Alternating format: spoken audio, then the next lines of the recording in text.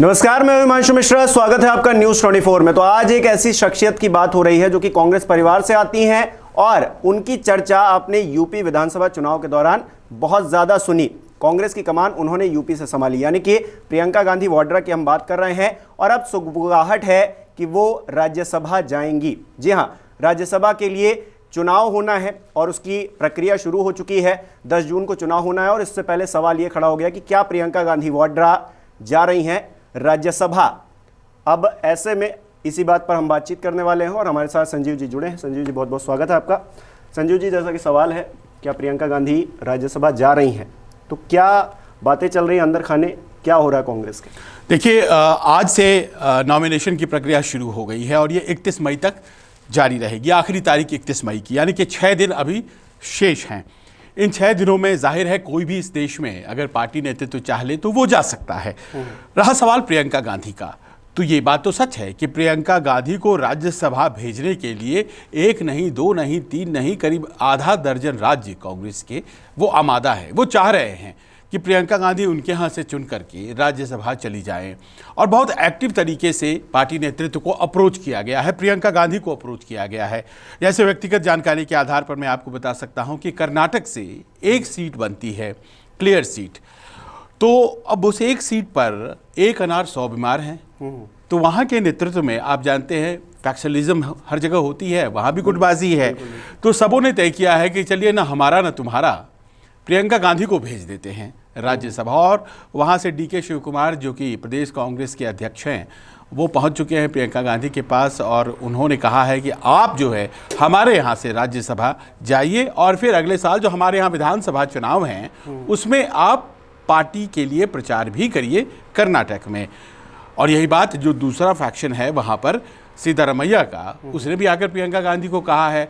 वो तो एक स्टेप आगे बढ़ गए। सिद्धारमैया ने कहा कि आपकी माताजी, प्रियंका गांधी की माताजी सोनिया गांधी 1999 में बेल्लारी से चुनाव लड़ी थी कर्नाटक के और वहाँ उन्होंने सुषमा स्वराज को हराया था। उसके पहले चिकमगलूर से 1978 में इंदिरा गांधी चुनाव तब जीती थी जब उत्तर में वो हार गई थी। तो ऐसे में आपका तो पुराना रिश्ता है कर्नाटक से, तो आप आइए और हमें रिप्रेजेंट कीजिए। अब इसमें 2 फायदे हो जाते हैं। एक तो प्रियंका गांधी राज्यसभा पहुंच जाती हैं और दूसरी बात ये कि कर्नाटक में जो आपसी फैक्शनलिज्म की वजह से ये तय नहीं हो पा रहा है कि वो एक सीट किसको जाए। जयराम रमेश की वो सीट खाली हो रही है। अब जयराम रमेश एक ऐसे व्यक्ति के रूप में जाने जाते हैं जो बहुत अलूफ रहते हैं और कर्नाटक राज्य विशेष की जो राजनीति है उससे बहुत ज़्यादा वो मतलब नहीं रखना चाहते हैं।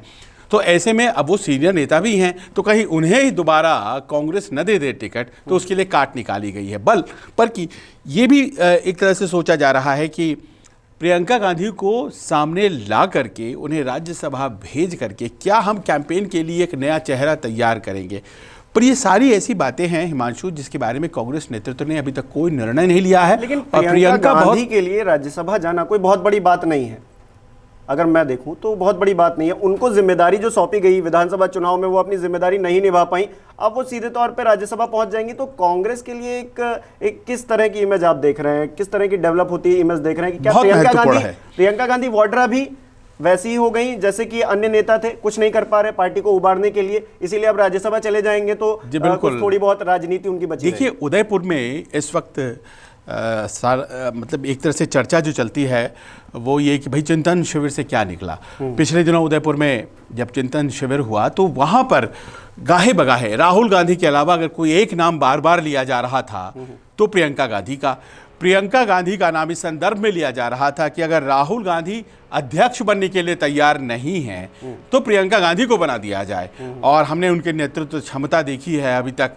वो भले ही नतीजे अभी तक नहीं आ पाए हों, लेकिन जिस तरह से वो कमान संभालती हैं, उत्तर प्रदेश के चुनाव में देखा हम लोगों ने 160 से ज़्यादा रैलियां की उन्होंने, 40 से ज़्यादा रोड शो किए उन्होंने, लड़की हूँ लड़ सकती हूँ का नारा दिया। आप कहेंगे कि इसका क्या फ़ायदा हुआ? बिल्कुल लोगों ने भी यही कहा क्या फ़ायदा हुआ, लेकिन उन्होंने कहा देखिए इसको फ़ायदे और नुकसान में न तोलिए, आज की तारीख में नेतृत्व की ज़रूरत है। अब वो नेतृत्व अगर पार्टी में है और पार्लियामेंट में नहीं है तो उसकी आवाज़ कमज़ोर पड़ती है। तो जाहिर है कि इस नेतृत्व की आवाज़ को पार्लियामेंट में पहुंचना ज़रूरी है। पर फिर वही सवाल आपका आ जाता है कि अगर फेलियर हो गया है, में नेता तो और भी है ना, सीनियर नेता हैं, पार्टी के हैं और वो अपनी बात रखते भी हैं। प्रियंका गांधी को राज्यसभा क्यों भेजना है? प्रियंका गांधी जो काम कर सकती है पार्टी में रहकर संगठन को मजबूत करने, जैसे कि आपने कहा कि यूपी विधानसभा चुनाव में उन्होंने बहुत बड़ा रोल निभाया, हालांकि वो रिजल्ट में कन्वर्ट नहीं हुआ, लेकिन क्या उस काम को और राज्यों में वो जाकर नहीं संभाल सकती, केंद्रीय स्तर पर नहीं संभाल सकती? 2024 के भी चुनाव आने, राज्यसभा जा रही हैं, यानी कि एक तरह से देखें तो बैकफुट पे आ रही हैं क्या? अब देखिए, इसी असेसमेंट में इस सवाल का जवाब छुपा हुआ है। 2017 से प्रियंका गांधी सक्रिय राजनीति में हैं। सक्रिय राजनीति से मेरा तात्पर्य है कि जनरल सेक्रेटरी बनाई गई, उत्तर प्रदेश का कमान उन्हें दिया गया। आपको याद होगा, पहले आधा आधा उत्तर प्रदेश को 2017 के चुनाव में बांटा गया था और एक हिस्सा प्रियंका गांधी के अंदर, पूरब का, और पश्चिम का हिस्सा ज्योतिरादित्य सिंधिया के अंदर, और इस तरह से 2017 की तैयारी की गई थी। 2017 के जो नतीजे थे, मात्र 7 सीटें 403 की विधानसभा में, और प्रियंका गांधी सक्रिय तरीके से लगी हुई थी, और बावजूद इसके ऐसे नतीजे आए। सबने कहा कि प्रियंका गांधी का तो जादू खत्म हो गया, लेकिन उसके बाद पार्टी ने हार नहीं मानी, पार्टी लगी रही, और इस बार उन्हें महासचिव पद के नवाजने के साथ साथ ये तय कर दिया गया कि पूरे उत्तर प्रदेश कमान उन्हें संभालनी है। और 2022, 5 साल बीते, 2022 का चुनाव भी सामने आया और 2022 का चुनाव भी उन्हीं के नेतृत्व में लड़ा गया। आप ये समझ लें कि इस बार तो नतीजे और भी खराब आ गए 2022 में। उसके बाद अब ये देखा जा रहा है कि जो फैमिली पॉकेट बरो है, जो कहा जाता है कि गढ़ है सोनिया गांधी, राहुल गांधी, अभी तक अमेठी, रायबरेली और सुल्तानपुर, ये तीनों सीटें, कभी कहा जाता था कि ये गांधी परिवार की सीटें हैं। सुल्तानपुर को तो गए काफ़ी समय हो गया। अब ये 2 सीटों पर भी मुश्किल आ गई है। अमेठी में तो आपने देखा, स्मृति ईरानी ने राहुल गांधी को हरा दिया। तो क्या अब ऐसी स्थिति नहीं रह गई है कि प्रियंका गांधी अमेठी से या फिर रायबरेली से चुनाव लड़ जाएं और लड़ करके वो जीत करके पहुंच जाएं अब अपनी पारंपरिक सीट पर पकड़ नहीं बची है, या लोकसभा? तो क्या राज्यसभा से उन्हें भेजना पड़ेगा? ये बहुत बड़ा प्रश्न चिन्ह है आज की तारीख में।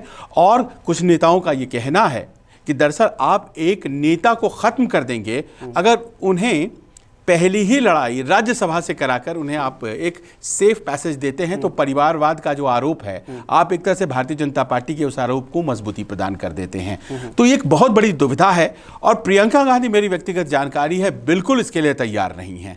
वो एकदम नहीं चाहती हैं कि वो राज्यसभा से जाए, लेकिन अब संभावना ये जताई जा रही है कि लोकसभा उत्तर प्रदेश से जीतना उनके लिए बहुत आसान नहीं होने जा रहा है। पहले लोग उम्मीद करते थे कि अमेठी से वो टक्कर दे देंगे और राहुल गांधी का बदला ले लेंगी, लेकिन अब जैसे कि चुनाव में देखा गया, वहां पर योगी आदित्यनाथ जिस तरीके से सरकार में आए हैं और जिस तरह का कार्य अमेठी और रायबरेली में चल रहा है, कांग्रेस के एमएलएज अमेठी, रायबरेली, सुल्तानपुर में जीत नहीं पाए, तो ऐसे में प्रियंका गांधी पहुंचेंगी और जीत जाएंगी।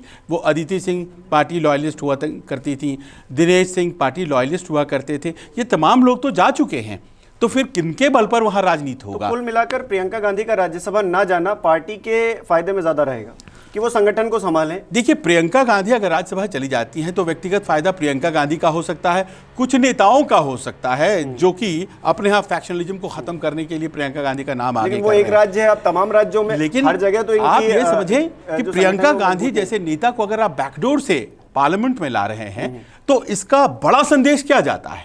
इसका बड़ा संदेश तो बड़ा नेगेटिव हो जाएगा।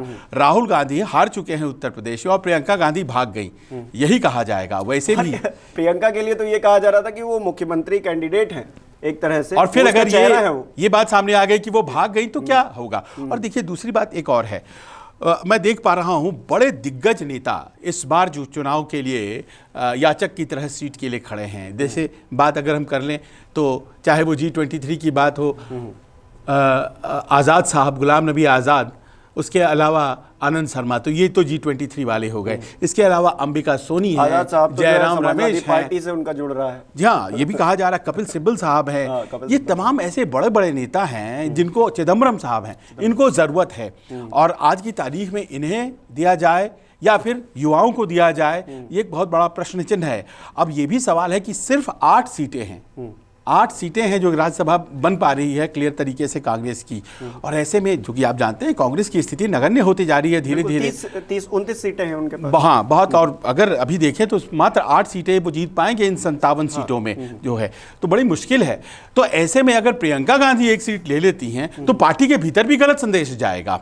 तो ये तमाम ऐसे फैक्टर्स हैं कि जो सोच रही है पार्टी। और शायद प्रियंका गांधी को अगर मैदान में उतारना है और राज्यसभा से भेज दिया जाए, इसके लिए परिवार जो है, गांधी परिवार, इसके लिए बहुत ज़्यादा कीन नहीं लग रहा है, उसके लिए वो बहुत तैयार नहीं लग रहा है। और प्रियंका गांधी व्यक्तिगत रूप से तो बिल्कुल तैयार नहीं है। राहुल गांधी नहीं चाहते हैं कि प्रियंका गांधी को आप सोचिए कि एक वक्त बात चल रही थी कि उन्हें वाराणसी में प्रधानमंत्री मोदी के खिलाफ उतारा जाए, और आज ये स्थिति आ रही है कि अब उन्हें बैकडोर से राज्यसभा ले जाया जाए।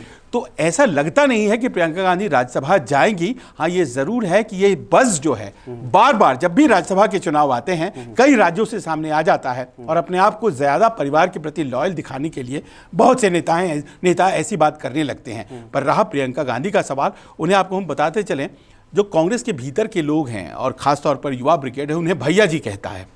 मतलब वो दीदी या इस तरह के शब्दों से नवाजी नहीं जाती हैं, वो भैया जी हैं। उनका एक ऑरा है। और कोई भी व्यक्ति अगर कांग्रेस के इंटरनल अफेयर्स को जानता है और अगर कोई कहता है भैया जी ने कहा है, तो वो समझ जाता है कि ये प्रियंका गांधी ने कहा है। तो जो भैया जी है उत्तर प्रदेश का, वो राज्यसभा से चला जाए और उत्तर प्रदेश छोड़ के भाग जाए, ये प्रियंका के पर्सनालिटी को और ऑरा को सूट नहीं करता है। और शायद ये जो शगुफा है ये थोड़े दिनों में साबित हो जाएगा। शायद प्रियंका गांधी राज्यसभा से तो कतई नहीं जाएंगी। चलिए, बहुत बहुत शुक्रिया संजीव जी। तो हमारी चर्चा में कुल निकलकर ये आया है कि राज्यसभा नहीं जाएंगी जहां तक प्रियंका गांधी वाड्रा। हालांकि राजनीति में कब क्या हो जाए ये कोई कुछ कह नहीं सकता, और कल को पहुंच भी जाए तो कोई बहुत बड़ी बात नहीं रहेगी, लेकिन पार्टी के लिए और संगठन के लिए ये एक संदेश अच्छा नहीं रहेगा। और हमारे जो दर्शक हमको देख रहे हैं वो क्या सोचते हैं कि जाना चाहिए प्रियंका गांधी वाड्रा को राज्यसभा या फिर नहीं जाना चाहिए, या फिर कांग्रेस को अपनी स्थिति मजबूत करने के लिए क्या करना चाहिए, कमेंट करके हमें जरूर बताएं। तमाम अपडेट के लिए जुड़े रहें न्यूज़ 24 के साथ। नमस्कार। नमस्कार, मैं हूं मानक गुप्ता। अगर आपको हमारा ये वीडियो पसंद आया हो तो इसे लाइक और शेयर जरूर करें, और हां, हमें सब्सक्राइब और फॉलो करना ना भूलें ताकि आप देश और दुनिया की कोई खबर मिस ना करें। तो जुड़े रहिए हमारे साथ और देखते रहिए न्यूज़ 24।